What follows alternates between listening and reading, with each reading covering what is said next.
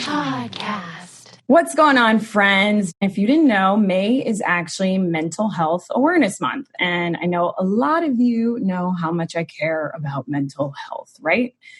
Well, today I am super excited because on this very special episode where we will actually discuss quarantine and COVID-19, which is something that Ashley and Lauren and I have actually been trying to stay away from because we know, you guys are inundated with this information and it's the last thing you want.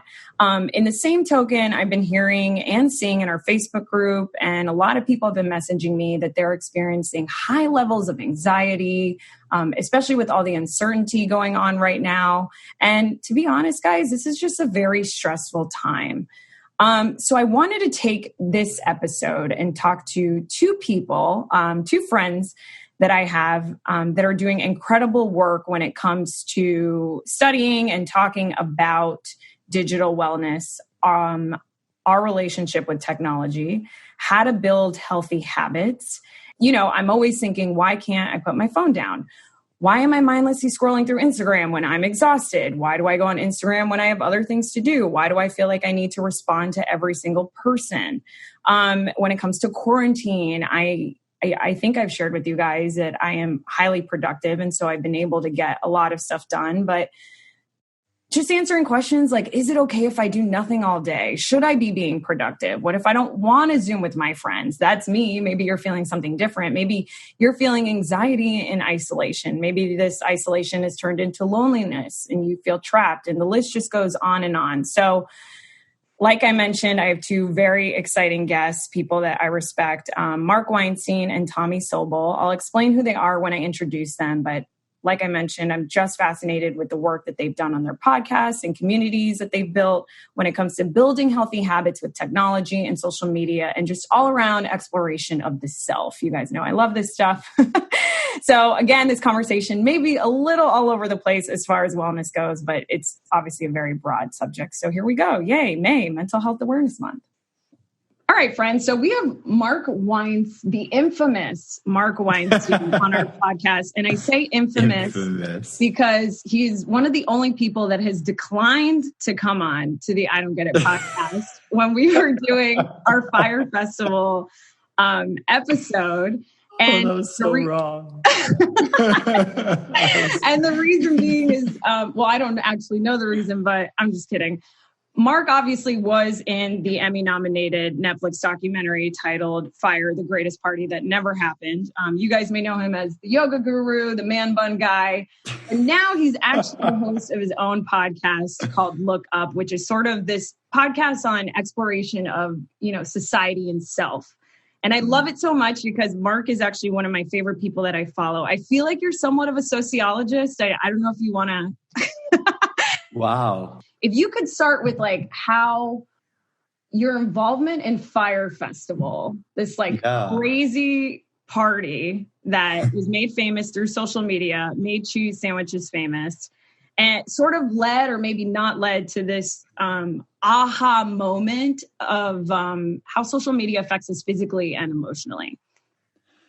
Yeah, absolutely. And thanks for the intro. And sociologist, I've never heard that before, but I'm kind of, I would describe myself as a generalist, an intentional generalist, like jack of all trades, master of none. But there's a second half to that quote that they didn't teach us in school, which is, but oftentimes better than a master of one. So I think that we have this perception in our culture that you have to specialize in something. And I just find so many things to be interesting. So I want to explore, social media, and I want to talk about economics. I want to talk about meditation and mindfulness and just go in on all of these subjects and just learn and not have to be so focused. And it's kind of challenging because it's led me down this a little bit of a meandering path in life as I meander away from the question that you asked. So let me I was just going to say, I already know, guys, this conversation with Mark is going to go a million different ways. And I actually prefaced I prefaced that in the recording, in the intro I did before I had you on the line, because I honestly feel the exact same way. And you guys have heard me talk about this before, where being a host, everyone is like, oh, we need a movie expert. We need a film expert. And I've never tried. I've always sort of strived to not put myself in a box. And I always say I'm movie multi-obsessed. I'm sports obsessed. I'm fashion obsessed. So I've been lucky enough to work in all of them, but people sort of stay in one lane. And so I think, going back to the meandering, and we should probably start with like Fire Festival. I can answer your question. Yeah. So Fire Festival, I was coming off of my second startup company, which was 90s Fest. And it was a music festival business that basically captured what it was like to be a teenager or a child in the 90s. And a friend of mine knew that I had worked on that for 2 years and was looking to invest. His fund was going to invest in Fire Festival. And so I got introduced to Billy. This was March, middle of March 2017. So it's over 3 years now. And the idea was, hey, we need some help with logistics. You understand building music festivals. You've done this before. The festival is about a month and a half away. Can you join up and come down to the Bahamas and help us? So I lived in Exumas for 4 weeks.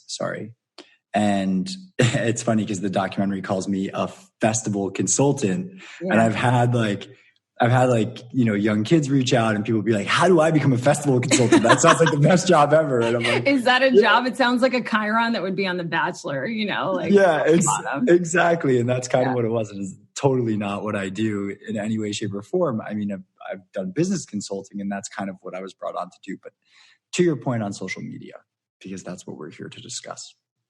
So Fire, as you know, was this festival that was launched on the back of this incredible advertising campaign, in the sense that it captured the attention of a really large population, enough to sell out a music festival in its first installment, which is a very challenging feat for a music festival operator. They obviously threw a lot of money behind that video and paid a lot of extremely famous people. And, it sold a dream, and the dream didn't exist. I don't have anything against marketing, your product in a way that makes it look sexy or flashy or exciting, but you need to at least be able to back it up somewhat with operations and with product. And like a real house, not like a tent. Yeah, exactly. If you have images of like the inside of a log cabin with a view of the beach for 3 people, but then you put them in a tent and you don't tell them that they're going to be in a tent, that's a huge issue. And so, I was hyper focused on production and logistics, like some other people that were brought on in the 11th hour, to try to make some kind of event happen. And of course, you can watch the documentary to see what did happen, in fact. And after the festival was all said and done, I moved into this place of reflection, because I was kind of, I was like, wow, what the fuck just happened? Like, pardon my French, 4 weeks on this island, beautiful backgrounds and scenery, working in the end 20 hours to 24-hour shifts, trying to get this thing to actually happen, sleepless nights, tons of people involved, meeting incredible people, meeting really challenged people, and just like needed to process. So stayed after the event for a week on the island and worked with the government to try to sort out how to get people paid, how to get them their house keys back, the cars back to the rental stores, etc.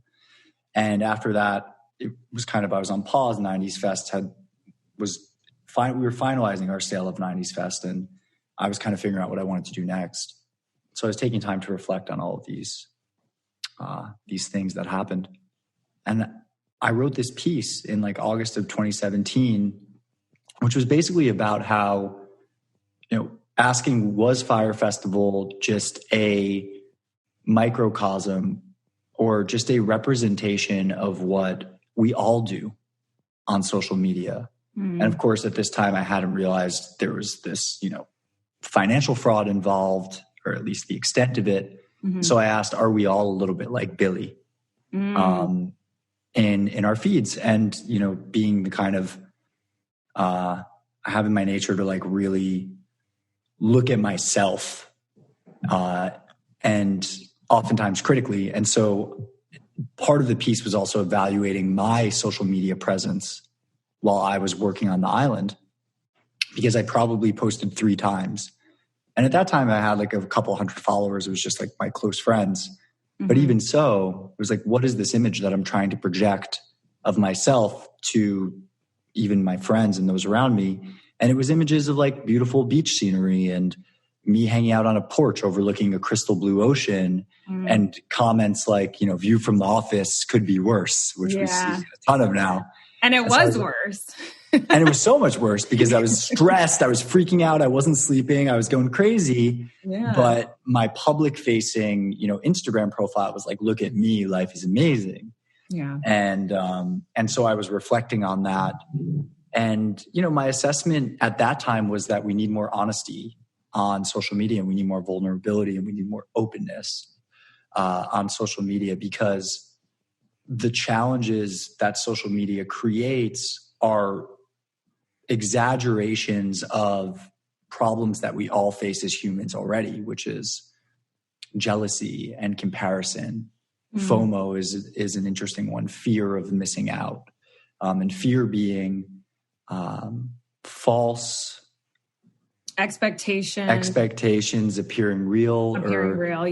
False expectations appearing real. And so it's like we all struggle with this in regular life, and then social media just kind of amplifies it to the next level. And so we sit there and we end up comparing ourselves to everyone else's avatar. And for young women out there and young men, as kind of men are held to a higher standard for the way that we look as well. You know, literally comparing themselves to someone's avatar, in that with tools that are available to us in social media today, we can manipulate the way that we look. And many of us do. And, you know, many have to for their work, frankly. But then, you know, for the man or woman sitting at home that's not feeling confident in his or her body, to then go online and see someone that's completely photoshopped and completely edited. Right. It leads to an exaggeration of already, you know, emotions of feeling of lack of self-worth and whatnot. Yeah. And this is like, I've done a lot of research on loneliness, obviously being in the Heartbroken Anonymous, you know, having Heartbroken Anonymous. And I think sorry? No, it's been great to follow along. Oh, thanks. Yeah. And what's crazy is that, like, when you see a group of people having fun and you're not with them, you know, think of that feeling of when you're sitting at a middle school or high school, and you guys know exactly what I mean. This sort of like sparks this shame that you have about, you know, the way that you feel, and you don't want to share it with anyone because you don't want to be labeled as an outcast. But the paradox of loneliness is that you're sort of feeling this feeling and you're ashamed about it, and you're not reaching out to the antidote of loneliness, which is social and real human connection, which is why we'll have Tommy on to talk more about that later. But so then you have all these people at home that sort of feel lonely and feel sad, and they think that they're the only ones that feel that way. But really, so many people feel that way, which is why I try and bring those people together in Heartbroken Anonymous. But to your point, social media is sort of that other table in the cafeteria that's having so much fun. But like you were saying, half of it isn't even real. So it's just crazy. Do you think, before I called you, I was talking about like how I just think it's so annoying how when I'm exhausted, I'm still scrolling on Instagram on my phone. When I have stuff to do, I find myself reaching for my phone, going on social media. Do you think social media like is addicting, Mark? Yeah, 100%. And there's science to back that up. You know, social media is literally created in order to capture as much of our attention as it possibly can. And that's based upon the financial model for social media companies like Facebook and Instagram, which is owned by Facebook, is advertising. And so the more eyeballs that you have for longer, the more ad dollars you can generate. And what the algorithm, which is just this computer program that they create to evaluate each and every one of us, is trained to do, is to hit us with content that will keep us coming back. And what happens is that the content that tends to keep us coming back is content that taps into our lizard brain, basically, like the What's kind of lizard lower, brain? like the part of us that is, another way to describe it is like fight or flight. Or I think Tommy will probably talk about this, but I think it's the limbic brain versus the neocortex. So like the part of your brain that is literally programmed to figure out when you need to defend yourself and when you need to run. And so when they tap into that part of our brain, they're tapping into emotions like jealousy, like anger, like fear. And these emotions have a tendency to keep us at an elevated state of awareness, heightened state of awareness. You know, your pupils will dilate, your breath will shorten. Like imagine the feeling that you get if you're afraid, right? That's what happens. You feel your heart beat faster. Yeah. This is actually what's happening to your physiology when you get into a social media kind of binge and you're scrolling through. There's also dopamine kicks involved. So they do things like notifications, and it's all designed, right? And that's the thing. There's an incredible, there are so many incredible experts on this topic. One is Tristan Harris, who started the Center for Humane Technology. There's an hour-long video.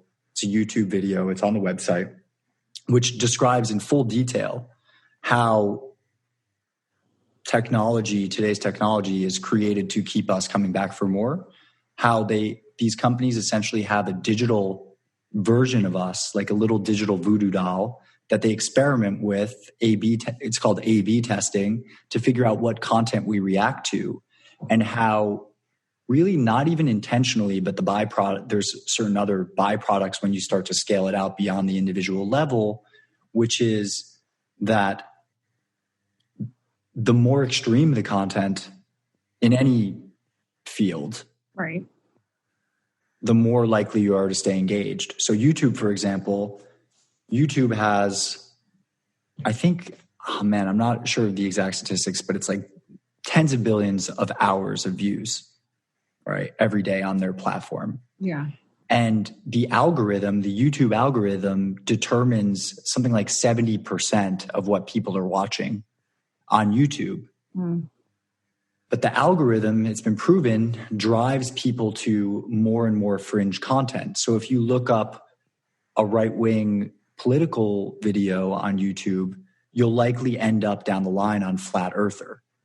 And flat earthers are people that today believe that the earth is flat. And it's just because those are the videos that keep people coming back.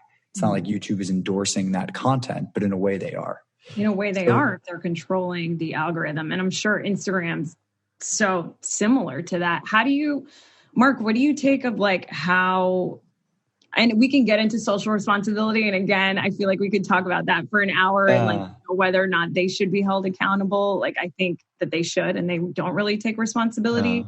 And even I have like my qualms with Instagram where like I built my own following, but then they want me to pay to promote my content, which like makes no sense. Well, we're all slaves to the algorithm. I mean, they changed it. And as a creator, that part of the social media addiction is extremely challenging because it becomes your livelihood. And I mean, how hard is it as a creator to be going from, you have 5,000 views on average for your video, and then one day you wake up and all of a sudden your content's getting 500 views. And this is, again, your livelihood. Right. And you have no idea what happened. But what happened was somebody tinkered with the little numbers in the black box, and now your content is not valued. And oftentimes the tinkering has to do with how can we make more money? So and they realize that, we're going to actually charge creators because creators are taking sponsorship deals off platform. We're not getting paid for them. Right. So let's charge these creators to reach their audience that they've built on our platform. Right. It's wild. It's crazy. Think? It really is. It's bananas. I mean, I'm going all over the place, but like we're slaves. We're slaves to the machine, man. It's crazy. Whatever. Go out and get a real job. Don't be an influencer. No. Anyways, what was I going to ask you? What's your take on like social media in the quarantine age? Let's call this. Yeah. What are the conversations that you've been having with guests on your podcast? I'm sure you've been reading some great stuff up on this. Like, in general, is there proof that it is making this situation worse essentially for people at home? Yeah, well, I think, as I said earlier, like, I think that these are, we want to blame the companies, and there are some incentive issues that are very, apparent, as we described earlier. But often it's just the amplification of what already is there for us as people. Mm-hmm. These emotions exist already, and social media just has this, it's like a megaphone. It just expands those feelings. And so if you are in a place of fear because you're scared that your loved one is going to get sick, or now that you're out of work, and I'm out of work, how am I going to make ends meet? Yeah. How am I going to put food on the table? $1,200 is not nearly enough, and that fear is with you. Well, you might start consuming content based on those fears. And we oftentimes, when we're looking to deal with our emotions, we actually seek out content that confirms. It's called confirmation bias. We seek out people and content that confirms our pre-existing ideas. And so that is so accurate, Mark, because I feel like I've been trying to stay away from the news. I actually don't really follow it. Sorry, guys. But a lot of my friends are. And so when they tell me things and I'm sort of like, yes, but we don't know yet, there's still a lot of uncertainty that could change tomorrow. I'm finding that those friends are sending me links to articles, that are like, see, look, or now we're going to be at home till July, or it's going to come back in October. Yeah. And now, like, what's just so fascinating about this situation to me, and this is not at the human level, like at the individual person level, but as I described with YouTube and kind of how content gets more and more fringed, everything gets more and more politicized. So now we have this virus, and it's gotten completely politicized, which is, if I believe in freedom and I believe in free markets, then let's get back to work. And like, don't tread on me, government. You can't tell me what to do to go into quarantine. And then you have people on the left that are like, I can't believe how irresponsible you are. And it's just this, like, take a deep breath. Just realize, I think it's so important now more than ever for us to realize, like, our shared humanity. I think that people that are protesting right now to get out, they're afraid for their livelihood. Yeah. Excuse me. They want to be able to, to take care of their family and put food on the table, just as the people that are staying home and quarantining and want to be told, the virus has been taken care of and we stomped the curb and want to stay in until they see that. They want to protect their health. And so, it's our shared humanity that I think is going to bring us together. But what happens when we have these news events and this 24/7 news cycle, there's constant information that's flowing to us. And oftentimes we live in what are called like social media bubbles.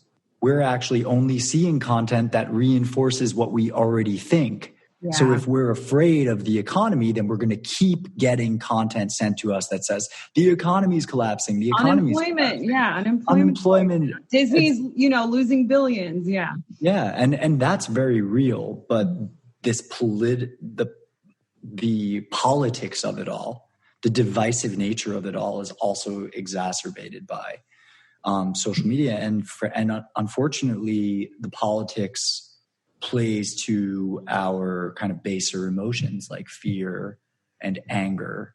Yeah. Those seem to get people coming back.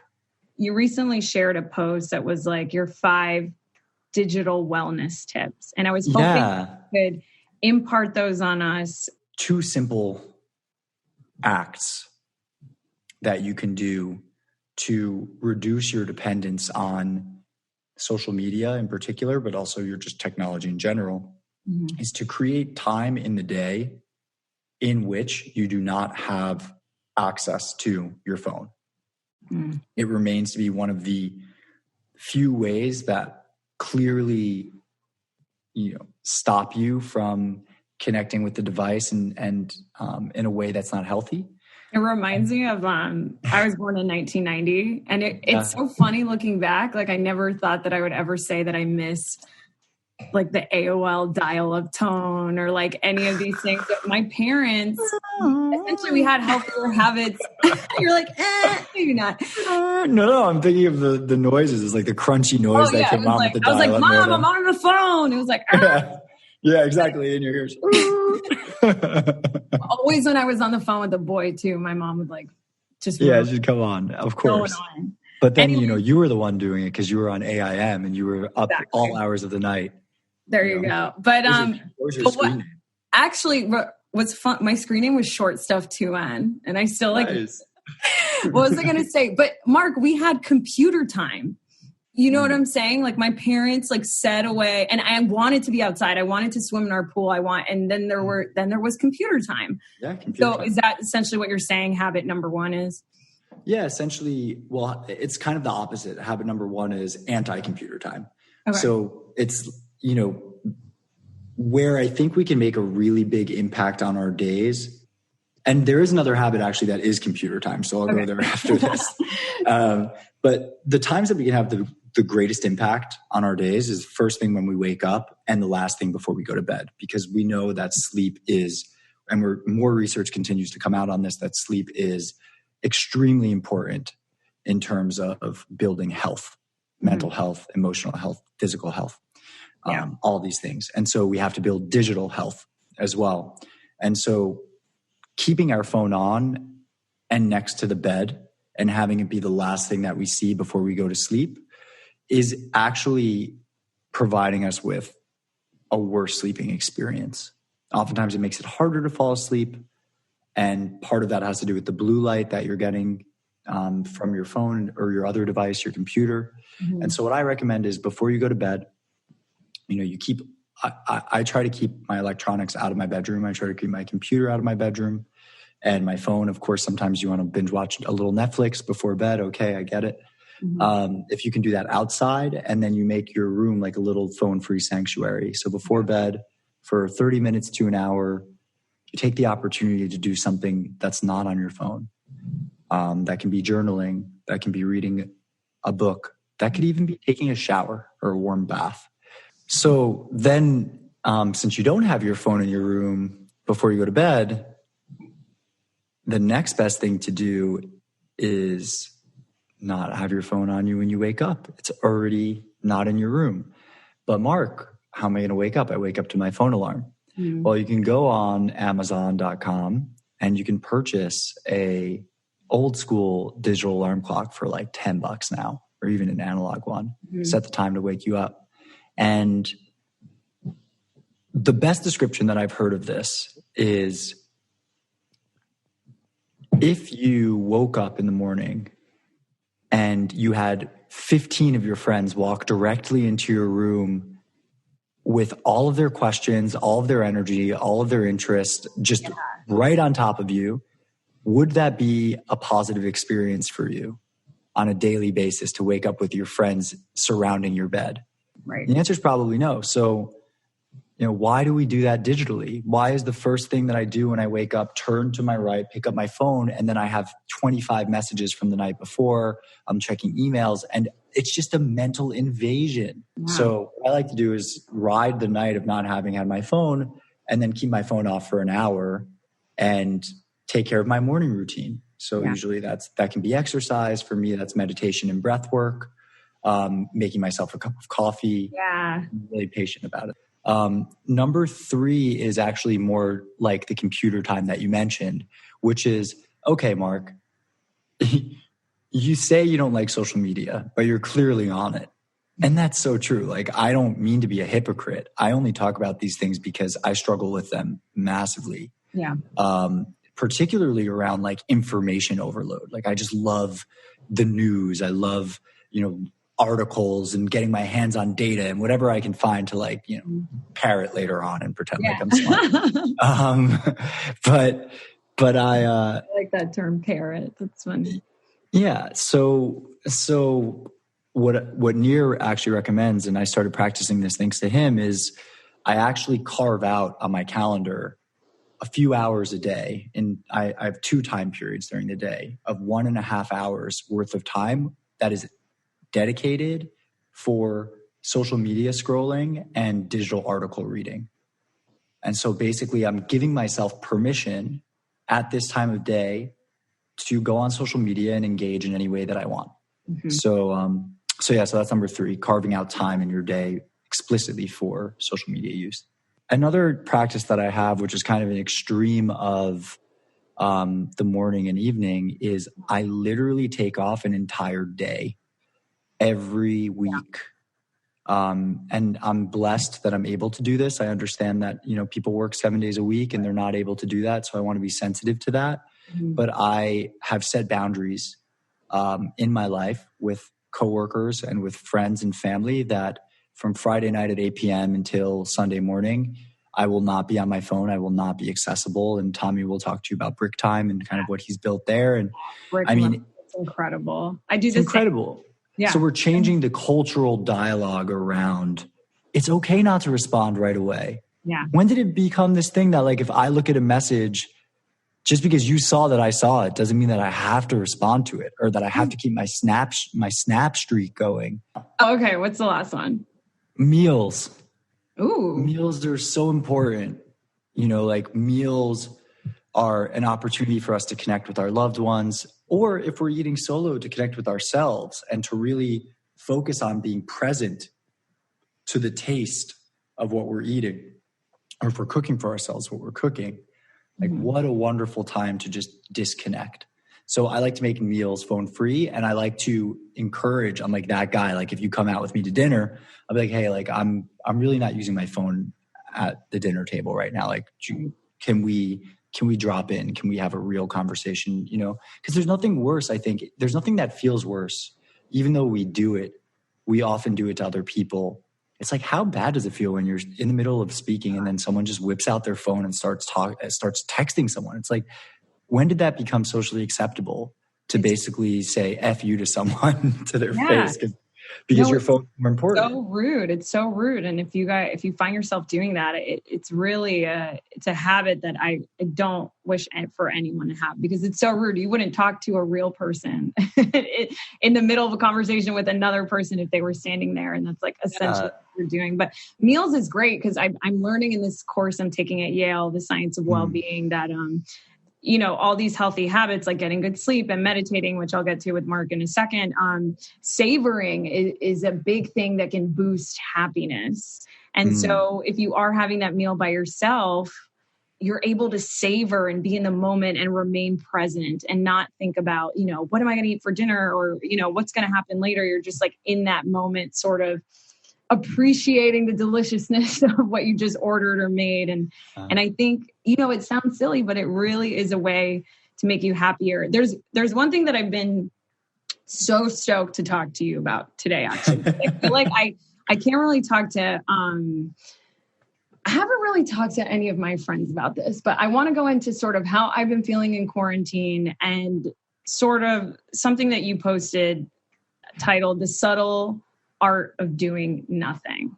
Oh yeah. So I've been so highly productive, Mark. This is obviously, being in a pandemic is terrible. This is like an awful situation. For someone like me, who's always on the go, there's been a bright side and a silver lining for me. It's sort of like this rehab. I have time to cook for myself now. I can meditate. I'm getting 8 hours of sleep. But I'm sort of the extreme version where like I wrote a children's book last weekend, and I'm That's so amazing. What is it called? It's called Beatrice Tuff, the Cow Who Believed She Was Never Enough. And it's sort of like based on my... I love that title. Yeah. So it's so funny. It's oh my God. It's inspired by my favorite children's book called Hieronymus White, The Bird Who Believed He Was Always Right. And it was written by Jeff Moss, who was one of the co-creators of Sesame Street. And the entire book rhymes, Mark, and it was 82 pages, barely had pictures. I think I read it when I was like in 3rd grade. So I was like, I want to make an entire book that rhymes.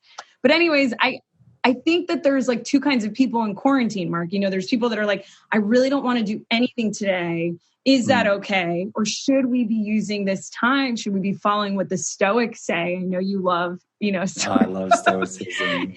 that that whole thing. I don't know. Like, what do we do at this time? Is it okay to do nothing? Should we be doing something? Yeah, that's such a great question. And I just want to step back because like I'm sharing these digital habits and blah, blah, blah. And I really just want to reinforce that I'm not trying to sit here as someone, that believes he knows, telling you what to do and how to improve your life. Everything that I share here and on my social media accounts is really just stuff that I struggle with. Mm-hmm. And so I'm just reflecting back to others that, hey, like this is a collective challenge that we're all going through. And so in the video that you mentioned, like I needed that. That was medicine for me to share that because I am the type of person that actually has a very hard time sitting still. Mm. Even when I'm meditating, I'm doing meditation. Mm. So it's like I'm doing something. There's an activity. There's an act. Yeah. And I've been talking about this with my friend Danny Steiner, who started Kensho Health, which is like a holistic wellness platform that I love. We've been talking about human doing versus human being. Like we're not human doings. Yeah. We are human beings, and we are enough just for being there, just for showing up, just for waking up, just for living another day. We are worthy. Yeah. I think a lot of like even the social media, the comparisons, it comes down to a fundamental lack of inherent self-worth. Mm. And so there's a lot of doing to make up for what we feel a lack of in our being. Wow. Now, yeah. What's funny too? I was reading about time affluence, which I think I should probably like write it on my mirror, but time affluence is basically, it goes two ways. So you either value money more over time or you value time more over money. And so this has sort of always been my qualm as a freelancer. It's like, do I take this extra job on my day off? My Monday, I don't have any jobs. So do I make do I make more money Monday or do I just relax? I feel like we've been programmed to sort of work really hard and make all this money. But really what's going to make us happier is to have free time to do nothing, to not book like a podcast or whatever it is, and to just like have that time to do whatever you want in that moment. Oh my God, you have no idea how much that's resonating with me right now. Yeah, I'll send you stuff on time affluence. It's fascinating because people either feel two ways about it. There's this kind of like classic, I think it might be the Dalai Lama or someone that talks about how in the West, we trade our youth and our health for money. So we put all of our time and effort and energy into our work and we ignore our health, our mental health, our emotional health, right now our digital health, physical health slides. And, then we get to this place where we've made all this money and then what do we do with it? Exactly. We spend it all on healthcare. That's what a paradox. Yeah, it's crazy. So we make all this money, we sacrifice our health, and then we end up spending the money to heal because there's all these chronic diseases and whatnot in our culture. You wrote a really funny blog. I was like laughing, called Creativity and Discipline. Yeah. How you sort of wanted to sit down and write every week for an hour. And then you wanted to write about Burning Man, but then you saw a post about it on Instagram. And you're like, this is so cringe. I'm not going to write about this. But that into 2 minutes you're writing and then you're checking your phone and then you're like, well, does this need to be consistent? Do I really need to be doing this? Yeah. Like you know what I mean? It's like, is there any even right answer to like being productive during this time? I'm wary of people that have the answers. I've been reading a lot about mind wandering, and there was like this incredible study done by researchers, Killingsworth and Gilbert. And so they sort of handed all these people like a pager and asked them at different points of the day what they were thinking about. And it turns out that I think 46.9% of the time we're not thinking about the task at hand and what we're doing. We're mind wandering. And it's crazy because, and not to get like neuroscience-y, but if we could like throw it in now, it's like when you're doing a task at hand and all of a sudden, whatever it is, you're cleaning out your closet. When you stop thinking about cleaning out your closet, your mind just doesn't go dark. It sets off this default system in your brain that starts either thinking about the past, what someone said to you this morning, or the future, like, what am I going to have for dinner later? And it's like this. I'm constantly planning my next meal. Yeah, I'm like planning my like Sunday night meals. But I just feel like I just found this to be such an incredible achievement, like a cognitive achievement that we can do that. We're actually one of the only species in the world that can sort of get out of our heads and think of something else. But what sucks is that this, like, it's also an annoying feature of the brain, right? Because you can't just be in the moment, which is going to bring you the most happiness, which is going to make you be present. And one of the ways that we can sort of circumvent this like mind wandering is through meditation. So can you sort of maybe for people who have like never tried to meditate, like what say you, Mark? Like how do people sort of get into that sort of thing? Yeah, that's a great question. Really, there's a bunch of different ways to do it, but it's really just the practice of sitting still and being present with yourself.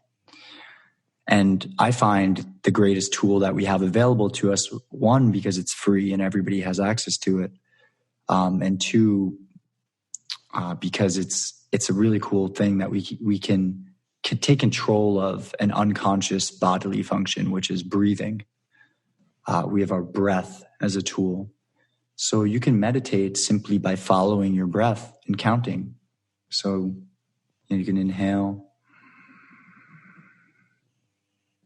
and you can exhale. You can inhale. You can exhale. And it's incredible, but like 5 breaths like that at any point in the day, sitting at your computer, stressed out with your kids, waking up in the morning, 5 deep, full breaths in and out, conscious breaths where you're just thinking about the breath. Now I'm inhaling, now I'm exhaling. Mm-hmm. It's just like such an incredible practice that's available to all of us. And I think the breath is the best entry point into meditation. I love that. I feel your voice. I'm so jealous of like you and Tommy have such cool and calm dispositions. Like your voices are so fucking calm. I'm like a duck, like, how ducks look like they're smooth sailing on the top of the water, but underneath the feet are just like, yeah.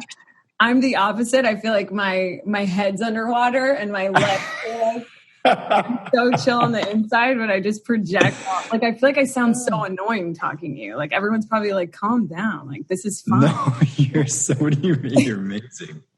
I'm like, thanks for keeping me in line. I was starting to go out there for a little bit. No, I love it. I mean, I think it's just, it's exciting because you've read up on all this stuff. So I'm very happy that we finally got to sort of have you on, talk about, technology, social media, what the right or wrong thing to do is in quarantine, which we don't have the answer to, but it's really whatever you feel.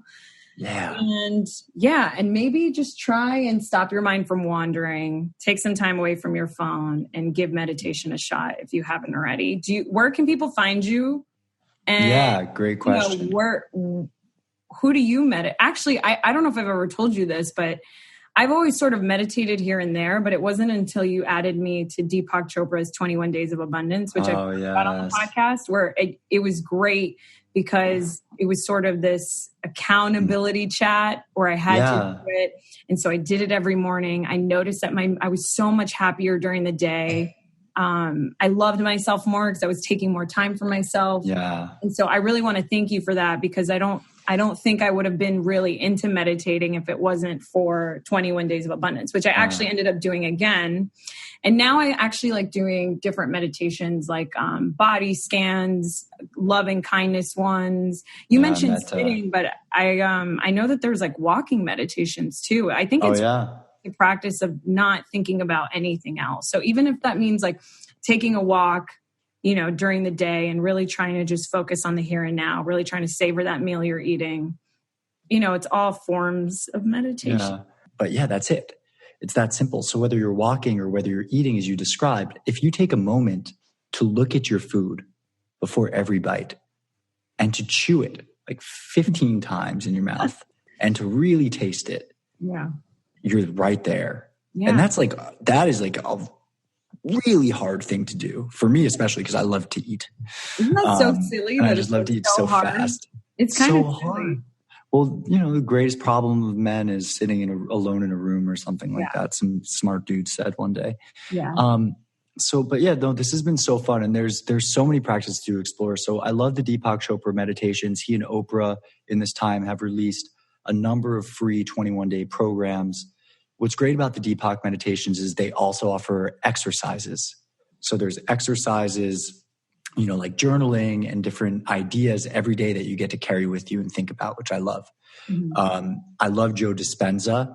He does some like physiological, really deep, heady meditations. Becoming supernatural. Yeah. I love Sam Harris and the Waking Up app. Mm-hmm. I love Tom Knowles and the Vedic meditation tradition, which is branched off of transcendental meditation. It's a form of mantra meditation, just repeating a mantra to yourself. I love any breath work. Holotropic breath work is unbelievable. There's like a million practices. Just go find one, explore. It'll open up doors. Your physical yoga practice, where you go on your mat and you do your sun salutations, that's a meditation. That's a moving meditation. Mm-hmm. It's there to get you reconnected to your body through your breath. Yeah. Okay, I'm rambling again. So where you can find me, I'm at Wark Meinstein. Sorry, say that again. I'm at Wark Meinstein on Instagram, WARCMEINSTEIN. You can find my show, the Look Up Podcast, anywhere that podcasts are available, iTunes, Spotify, or at thelookuppodcast.com.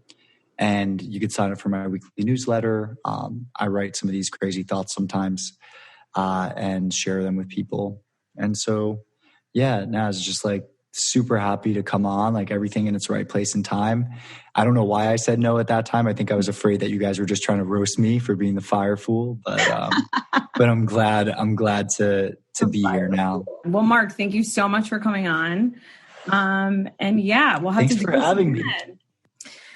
Okay, friends. So now we have Tommy Sobel. Tommy, am I saying your last name right? I feel like I've never asked you how you pronounce your last name. That's how you say it. Yes. Okay, so now we have Tommy Sobel on, extraordinaire. I was just joking to our listeners with having Mark on that the both of you have such a calm and cool disposition. Like your voices are calming. You guys are just so cool and like well-read that I feel like I'm just going to be so annoying on this episode.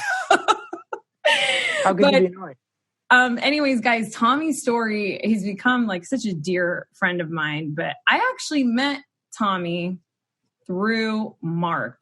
I found out who you were because Mark was posting about Brick, and you are the founder of Brick, which is a grassroots movement that I'll let you define. But before you did that, you were Steven Spielberg's assistant. And so as a lover and someone who obviously, covers movies and film and television, like how did you go from being his assistant to starting a movement that encourages people to put their phone down?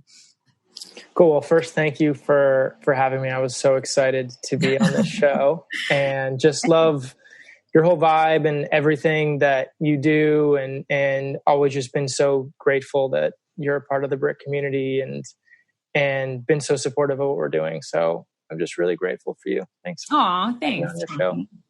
Also, sometimes my mom does say Sobel, but it's usually when we're on hold with a hotel or something, and she wants to they say they're all booked up, and she wants to sound VIP. So that's hilarious. She's like, it's Sobel. Yeah. So this is Connie Sobel calling for my Hertz reservation. I'd like an upgrade, please.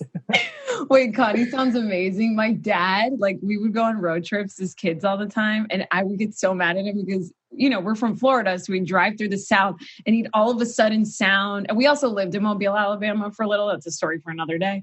But he would sort of sound like how the people would sound in the city we were in. And I'm like, Dad, what are you doing? We don't talk like that. I love it. I think my accent changes based on my friends a little bit too. Like when I'm with my surfer friends, I have a little bit more of that. And when I'm with my Beverly Hills friends, we talk about El Trem. we can maybe cut this out. It's a great late night sandwich spot. Like after you go to Truesdale, you would go to El Trim. I'll have to check it out. So yeah, tell us about your journey. Yeah. So, I was Steven Spielberg's assistant for a few years, and then he promoted me to a new position as the junior executive in the digital department, this new department that was going to explore what do we do in podcasts and VR and Facebook and Snapchat and Instagram. And because of this position, this job, I had to spend a ton of time. I had to do a ton of work on my phone. And it got to the point that I realized it was having a negative effect on my mental health and my lifestyle. And I was checking my phone first thing in the morning and last thing at night, and was even waking up in the middle of the night to check it for no reason. And it was just making me anxious and irritable. And I knew that no matter how hard I tried, I just couldn't keep up with everything. I couldn't catch up. And so that was the bad news. The good news is I have a background in neuroscience, and I spent 6 years working on this long gestating project with these researchers at Duke University and UCLA. And I learned through that process the dynamics of behavior change and how habits worked and habit reformation. And so I started applying those, what I knew to myself, to my own behaviors, and it started working. And so I started sharing that with a couple friends, and it started working for them. And so I came up with this initial concept of brick, which was, can you turn your phone into a brick for an hour a day and do something meaningful to you in the real world? Can you just do this one rudimentary practice that's basically you establishing control over your device and building confidence with that? And people really were resonating with that. And it kind of turned into this community of people who benefited from it. And so, that was the beginning of Brick as a community. And that was about 2.5 years ago. I ended up leaving the film industry in October of 2017 because Brick just really seemed like it was picking up speed and it was happening. And even back then, I feel like people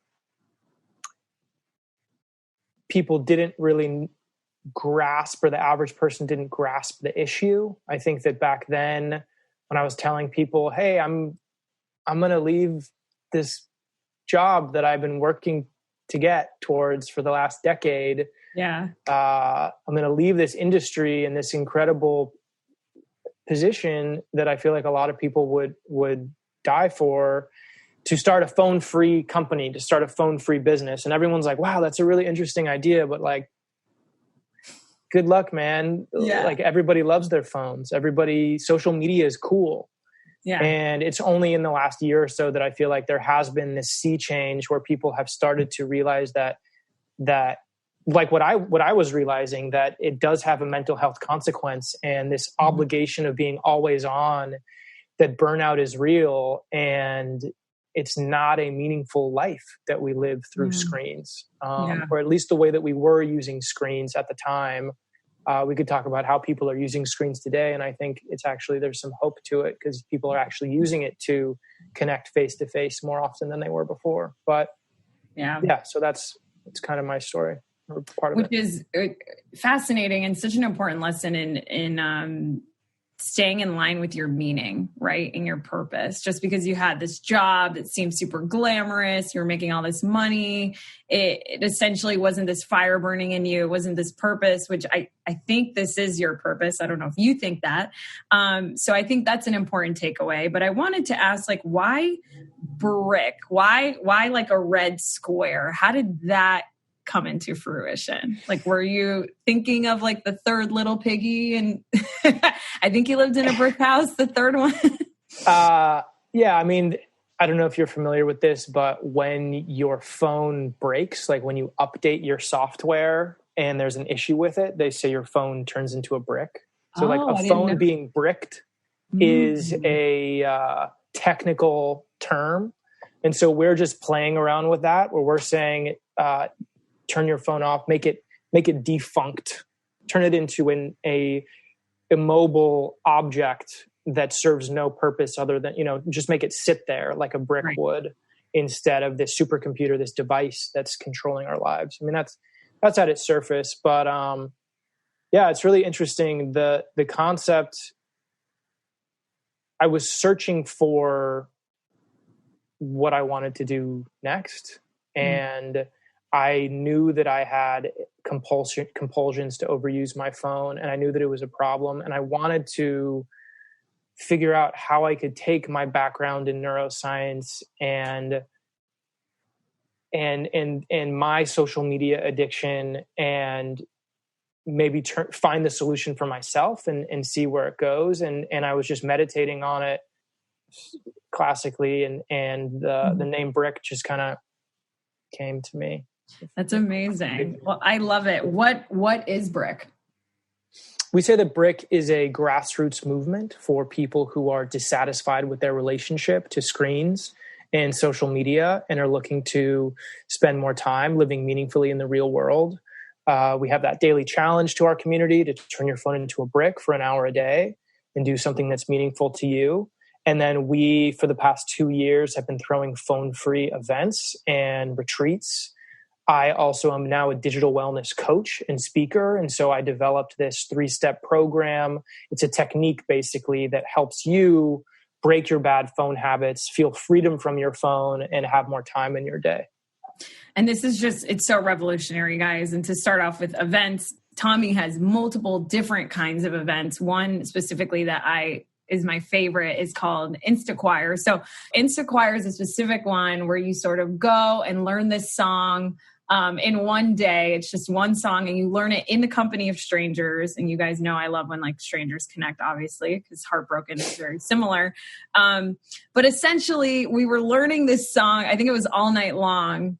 I went to the one that was all night long and just singing, spending an hour that we would have otherwise spent on our phones. And Tommy, just like the cool factor is just through the roof because you put your phone in like this like old Disney VHS sort of thing. It's like a very, I hate when people use the word millennial, but I feel like it is very like millennial tailored. It's just so cool. And so this singing instructor sort of taught us this song in a day and like, split the group in half. And it was so, I felt like I was releasing chemicals and endorphins. And I know that you have the background in neuroscience. So if you can sort of explain how we can get those like rushes without being on our phone. Yeah, I love that question. Yeah, the cool thing about Instant Choir, there's studies that show that group singing actually boosts oxytocin, which is the group bonding neurochemical. It's this pleasure chemical that's released during childbirth or when you're making out or when you hug someone deeply. It's this very powerful neurochemical that we all need, that we all strive for. So group singing actually boosts that faster than anything else. Wow. And so that's what's so great, because at our Instant Choirs, we've got like 70 people that don't know each other. And all you do is you sing together and you're getting out of your comfort zone. Maybe you don't think you have a good voice, but you're just cranking it out. And it's like, I don't care. That's a really powerful bonding experience. And you basically feel high afterwards. You really do. What's amazing is that I came to you sort of in a time in my life where a lot of like my jobs were popping off and like I have like different jobs. So I'm constantly getting emails and I'm sort of on the clock, if you will, all the time. So this was like this haven. I was like, wow, I can go and just put my phone away and be around other people that think it's cool to put their phone away and like actually have a really good time. So when I went to one of your events, I was just so enthralled and I thought like what you were doing is so powerful and like revolutionary and I'm so happy we met. So events is just like one little part of it. And you've taken it even further. And now you're doing workshops and you actually have digital coaching one-on-one, which I think is great. I talked to Mark a little bit about, is social media addicting? Is our phones addicting? I think the answer is yes. There's a story you shared about this one woman that I would love for you to share because I took one of your workshops, a little bit of it. Yeah. And, I thought that the story was really powerful. How I think it was a girl that spent like hours on her phone. Can you sort of describe that story? Sure. Yeah. So I'd been doing these phone-free events for a couple of years, and I just got this Facebook message from a woman that I didn't know we, for these purposes, I'll call her Jenny. Mm-hmm. And Jenny told me in this message that she was on her phone for 11 hours a day, every day. She was desperate. She didn't know what to do. She wanted to spend less time on it. She knew she had a problem. She had extreme problems in her social life. She hadn't had a job in like 5 years, and she didn't know what to do. So she was asking me for help. And I said, I couldn't guarantee anything, but what I could do was share what had been working for me up until this point and see how it went. And so in the first month, she brought her phone use down from 11 hours a day to 5 hours a day. Wow. So she was spending 6 more hours every day in the real world. And she was spending that time building up confidence, doing things, rediscovering things that she loved to do, like ice skating and baking, actually. And she ended up getting her first job in 5 years as a baker after having rediscovered this. And so she was making her own money for the first time. And that also boosted her confidence and making even more of these discoveries. And I won't share the specifics of the where she ended up, because I have a personal code of confidentiality with my clients. But what I will say is that she ended up making an extremely positive personal change that was incredibly empowering for her. And that was a turning point for me, because I realized that this wasn't just about my phone habits, that I could actually share what I knew with others. And that was the beginning of my digital wellness coaching and the BRIC method, which is that technique that I now teach. And so we always, I think so many of us have this love-hate relationship with our phones where... Yeah, that's what I have. I really love it. I love social media because I can use it to promote my projects and connect with, people that are like me. But I also hate it because it's a time killer, I feel like. Yeah, we get sucked into the rabbit hole and we reach out to it with intention, and then we find ourselves using it unintentionally. And that doesn't feel good. It feels like time wasting. It's not time well spent.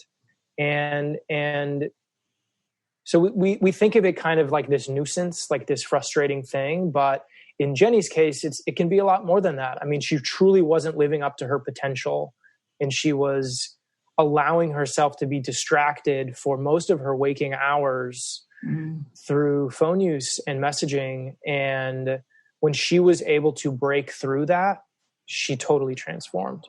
So. Right. And so with Mark, we sort of talked about like the good and bad sides of social media, but with you, I think we're taking it a step further and talking about the relationship and maybe unhealthy habits we have with our phones. Do you think that people are addicted to their phones? Like, what do the numbers say? What I will, so the DSM, which is where we show diagnosis of all diseases and pathologies, at least psychological diseases, there's no diagnosis for phone addiction or screen addiction. All they've gotten to so far is the WHO, World Health Organization, has designated gaming addiction. But even that is still not in the DSM, which is what all psychologists and psychiatrists use. So it's crazy. So from a clinical level, there is no phone addiction today. But what we do know is that these phones were designed to be addictive, and there's a spectrum, right? Like you can say that something, what is addiction? What would phone addiction look like? And what we do know is that it's the extreme of a bad habit. And so if you have, and to the point where you actually, it is despite negative consequences. Addiction is defined as despite negative consequences, continued use. Mm-hmm. So if that's the definition, like absolutely. Yeah. Like, I don't know anybody who, well, I can't say that, but there's definitely a lot of people that I think acknowledge that their phone is not just a tool for productivity or for connection. It can actually distance you from relationships or prevent you from productivity or living a meaningful life. Yeah, I was talking to Mark about, I've been doing a lot of reading and studying up on loneliness, obviously because of Heartbroken Anonymous, and obviously the Antidote to loneliness is real human connection. And what people don't, and that doesn't mean like just having a bunch of people around you. That means having a quality conversation and actually engaging and feeling like you're connecting with someone else. That's why when you're around friends, you physically feel your body feel more relaxed. And when you're venting to them and you have this sort of sense of home around them, you know, it's almost like you feel like you're not being judged and whatever. And, you know, the concept of being around strangers creates this space where you feel like you're not being judged. So what's really cool is that at your events, not only are you away from your phone, maybe easing the anxiety, but you're also like building stronger human connection, which is to me extremely important because I feel like there's also an epidemic going on in the world, and that's loneliness. And I feel like you're sort of helping that too. Do you feel like that? Thank you.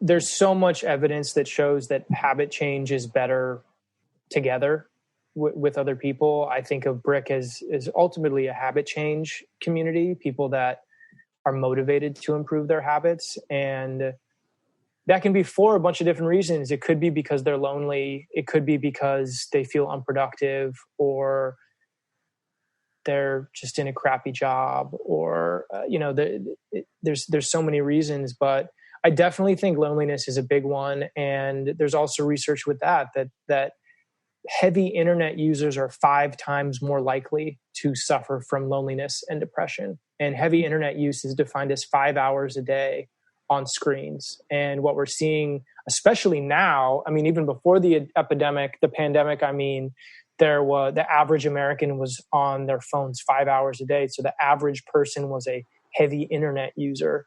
But today there was a recent study from this Tubi is this kind of a streaming app. They said that the average American is streaming 8 hours of content a day. So we're all heavy, obese internet users. Obese internet users. And that I haven't seen specific research on how that is directly correlated to people's mental health, but I do know that there's going to be this is just the beginning of this new level of a mental health epidemic due to this physical isolation. And so, it's a bummer that we actually can't bring people together in the real world today, because I think that if people really needed it before, and if they needed it before, they really need it now. Yeah. One thing that you and I have like never talked about actually, or I've never asked you about is, I remember reading last year that New York was trying to pass this law that workplaces wouldn't be allowed to send out, or that it would be illegal to have to answer an email after a certain time. I don't know if it was like 10 o'clock. I don't remember what the time was. Don't quote me on this. But what's interesting is like, I don't know, I've never talked to you about sort of like that need, or that you and I have both worked in the entertainment industry. I still do. So maybe it's this industry. I imagine it's other ones too, but we're sort of like set up in this system where you have to respond right away. And so I think we take that and we do it on Instagram and to DMs and to everything. We have to text back right away. We have to do everything right away. What are your thoughts on that? I think that it's a huge problem, and it's absolutely a problem with the film industry or the entertainment industry. Many creative industries, I mean, even real estate agents, they don't have a 9 to 5. They're just waiting for a text from an interested client, an interested potential home buyer. And so even they don't know when to turn off. So I think more and more now, everyone's living in this 24/7 always on world where everything could feel like a missed opportunity if you're not there and you're not present. And so it's even more essential for these people that don't know when to check out or don't have a clock, a 9 to 5, to set their own practices for themselves, for their own mental health. And I feel like you had another question in there, but the legislation. So in France, I don't know if you know this, but France does have that regulation where you can't check work emails. It's illegal to check work emails after 5 p.m., I believe, or 6 p.m. And France is a little bit more of a homogenous culture. So it'll be more difficult, I think, to pass here in America, where we kind of have this, we wear busyness as a badge of honor. Yeah. We kind of sacrifice our time for pleasure. It's like the hustle mentality that is somehow still looked up to. One of the things that we do in the BRIC method, I mean, the first thing that we do actually in the BRIC method is we do some goal setting, and we call it goal digging. It's I don't know if you're familiar with dreamlining that Tim Ferriss kind of popularized, but it's really awesome because, well, dreamlining specifically, you're creating a timeline for your dreams. So in the next year, in the next 12 months, what are the top 3 things that I want to have accomplished? What do I basically want to be, and what do I want to do? And you then take those top 3 priorities and you figure out what's the number one each. Do I want to write a book, let's say, or do I want to give a TED talk? Or depending on who you are, we plan our birthdays and we plan our weddings, but we don't often plan our lives. And so we kind of live through so many years of our lives without ever giving just 20 minutes or more of thought saying, what actually would make my life more meaningful? We can ask that question. Is this for a more meaningful life or not? And there actually is an answer. We can get the answer to that. It's what actually would make our lives meaningful. And let's find out what that is. Let's make it concrete. Don't let it be nebulous. Know exactly what I want to accomplish in the next year, and actually go crazy. Make it the most ambitious pie in the sky goal possible, because that's more motivating.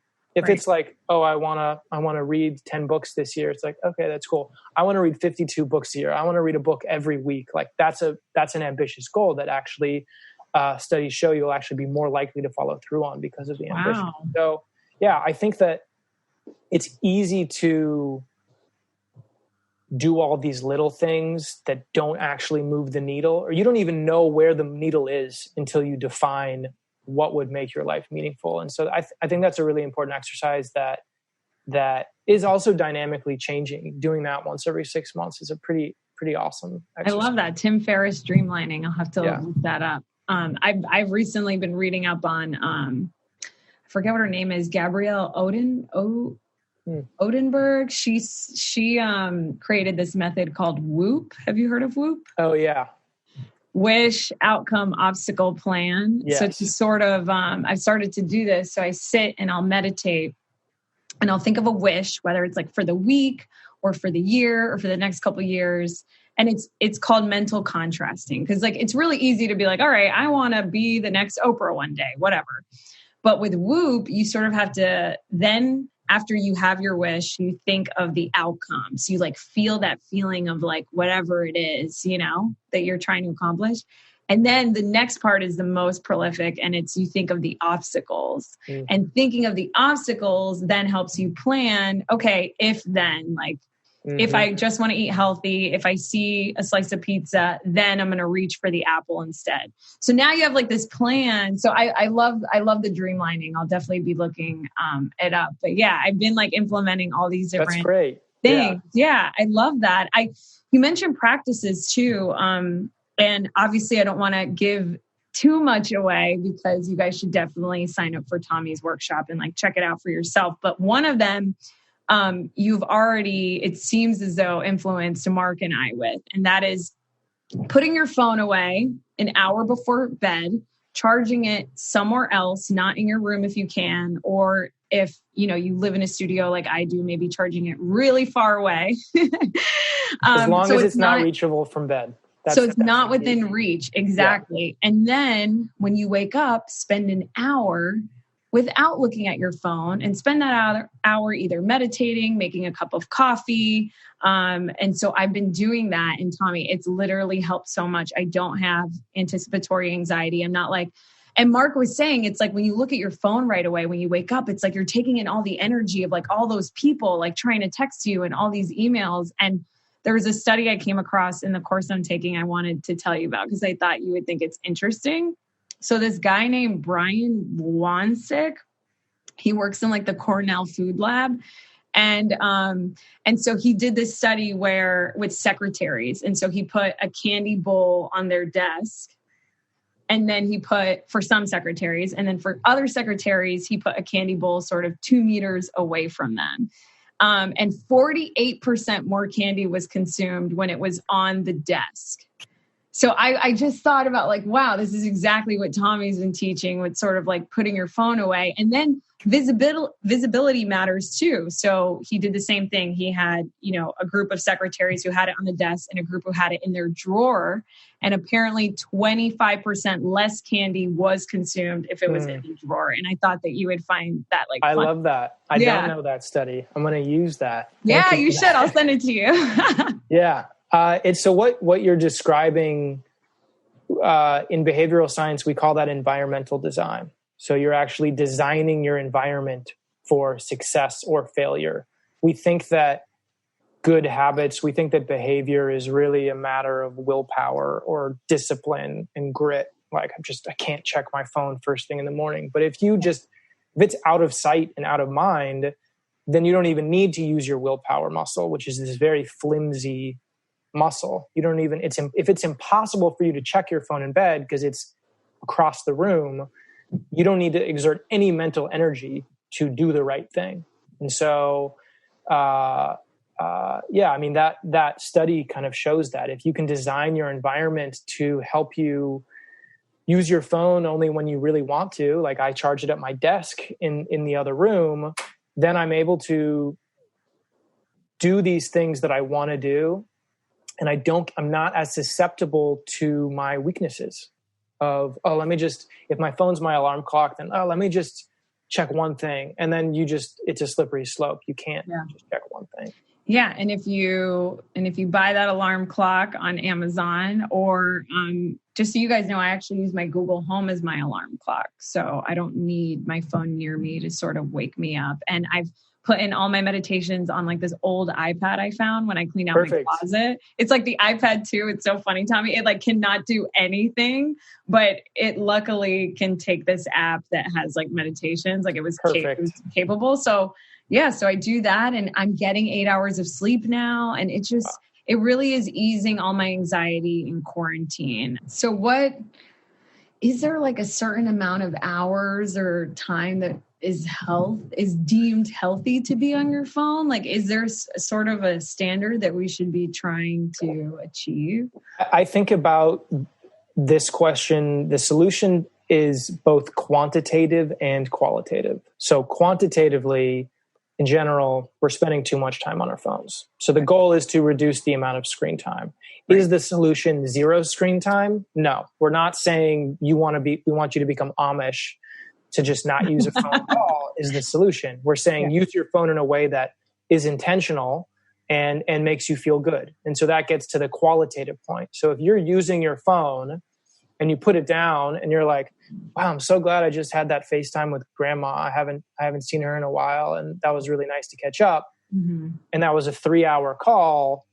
That's 3 hours of screen time, but it was you were feeling connected. And so qualitatively, that's actually improved your mental health. And so if you're using your phone or your screens in a way that makes you feel good, there's no problem. You don't want to change that. It's only when you use your phone and then you're like, wow, I just get locked into feeling FOMO and comparison and objectifying myself against this impossible beauty standard from the Instagram Explore page. And I just found myself swiping on dating apps for 45 minutes. And that's not, all I wanted to do was check the weather. Yeah. That's unintended time. And that's a problem. That's indication of low conscious control. And so we actually use both of those metrics of, number one, let's reduce the total amount of time just as a basic goal. Any negative slope is in the right direction. And then let's go from you feeling like your phone is owning you or controlling you or is causing stress and frustration or loneliness to actually feeling good about it and using your phone as a tool to love your phone again. I feel like I have to end on that line because it's so perfect. And I'm so glad that you sort of clarified this, because the point of this podcast wasn't to necessarily like villainize the phone and technology and social media. I think it's a great way, especially now in this pandemic. It's almost like, wow, what the fuck would we do without it? You know, this is how we connect with our grandmothers and the people we love and our friends. This is how we feel less lonely. But I'm glad that you sort of like drew the line in the sand, because I sort of wanted to talk to you and Mark today, because I find that sometimes all those, you know, ailments I have felt from my phone, whether it's taken up productivity time, whether I feel overwhelmed from the amount of emails I have to get back to. Now there's like so many Zooms I have to be a part of, you know, so this is really more for that. If you're comparing yourself on social media, if you're reading the news all the time, and because it's politicized, it's making you feel worse. So hopefully this like helped, you know, in some way. Is there anything else that you like want to add, Tommy, before? Yeah, I just thank you again for having me and having this conversation with me. I'm so happy to hear that you took that phone smart habit and applied it into your life, and that you've gotten benefits out of it, because it has for me. And it's just really nice to know that it's working for you too. And for Mark also. And that, I mean, it truly is a game changer. So yeah. Well, it's all because of you. You're like, you started this movement. And I don't know if you guys know this, but Tommy and I, when the world wasn't at like sort of this standstill that we're in, well, it's not at a standstill. I shouldn't say that, but you know, things are different now. Yeah. It's slowing down. But when we were all able to sort of be outside and safer at home wasn't implemented, Tommy and I were collaborating the BRIC community and the Heartbroken Anonymous community, because technically coming to Heartbroken Anonymous is a phone-free event. It's an hour away from your phone. So I'm like your biggest supporter and cheerleader. I'm like so happy I like found you. And yeah, if you're listening, I hope you guys check out Tommy's workshops. He's doing them now virtually. Yeah, and they're free. So it's less than an hour. Anybody, anywhere around the world. I'm doing them about twice a week, ongoing.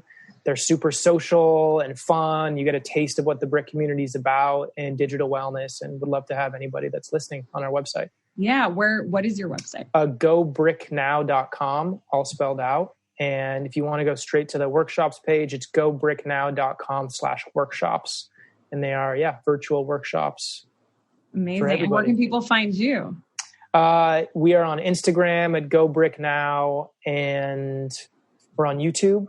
If you search BRIC Digital Wellness Movement on YouTube, we're releasing content there. Love to have everybody join. I love it. And come to a Go BRIC or BRIC Heartbroken Anonymous event. Yes, we have to schedule that. Back up and running again. Well, Tommy, thank you so much. And guys, I hope you got something out of this. Again, was not meant to like villainize technology and phones, because thank God for them, but also it's got to be healthy. Let's use them to serve us instead of us serving them. Yeah, I love that. All right. Thank you. Thanks, Naz. I don't get it. Podcast.